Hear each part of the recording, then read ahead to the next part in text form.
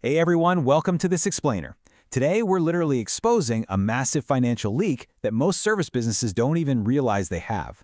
We're diving into some incredibly fascinating strategies mapped out by BBS Authority on how companies are bleeding money through workers' compensation and exactly how to plug those leaks. If you run a service business, you're going to want to pay close attention because what we're talking about today could fundamentally change your profit margins. So, think about this. What if your absolute largest hidden expense was just buried in clerical errors? For a lot of you out there, whether you're running HVAC fleets, plumbing services, IT consultancies, or janitorial firms, the biggest strain on your budget actually isn't your equipment. It's not your fuel costs either. It's paperwork. It's a series of seemingly harmless clerical errors buried deep within your insurance policy that you're almost certainly paying for right now without even realizing it.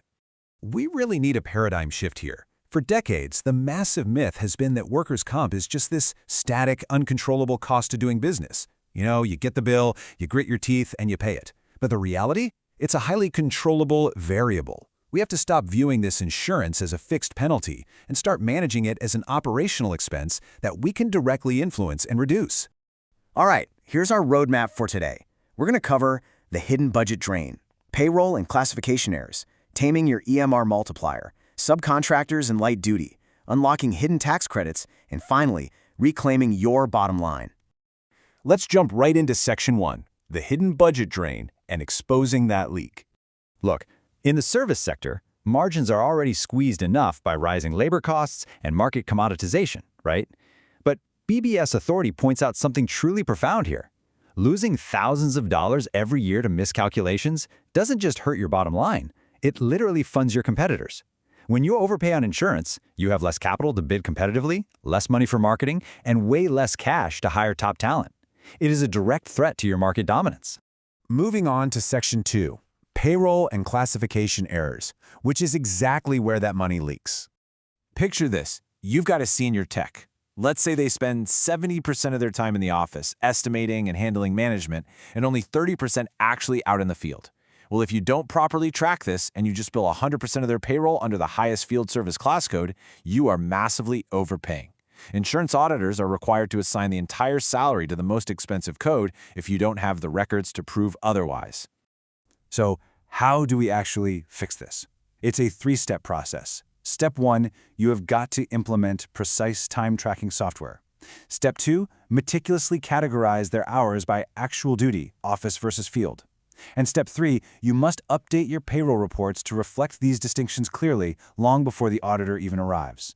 You absolutely have to separate that mixed-duty payroll.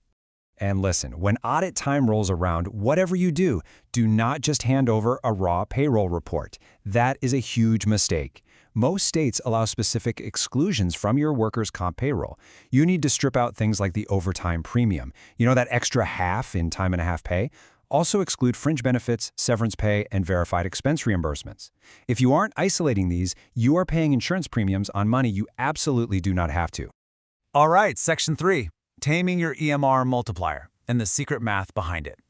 So your EMR, your Experience Modification Rate, it's basically a safety grade for your company. It's a multiplier applied to your premium based on your risk in past claims. But BBS Authority points out a pretty terrifying fact. These EMR worksheets are notoriously riddled with errors. The bureaucracy can be wild.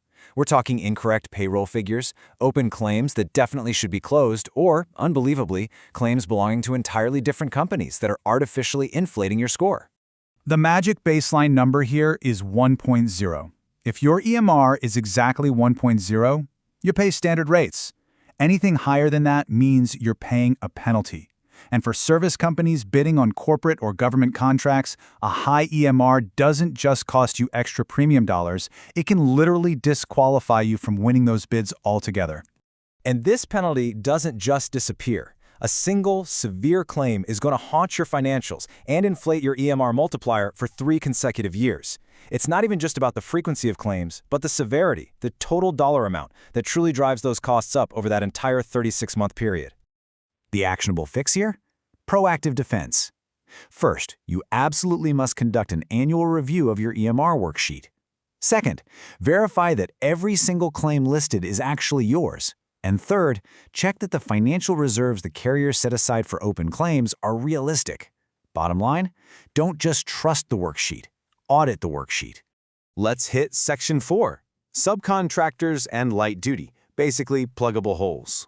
Now, using subs is totally standard in this industry, but here is a massive trap. If a subcontractor's certificate of insurance, or COI, is expired or missing during your audit, the insurance carrier is going to treat every single dollar you paid that subcontractor as your own payroll. This leads to a devastating surprise bill at the end of the year that can wipe out your entire profit margin from those subbed out jobs.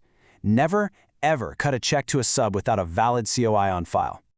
But what if one of your own team members gets hurt?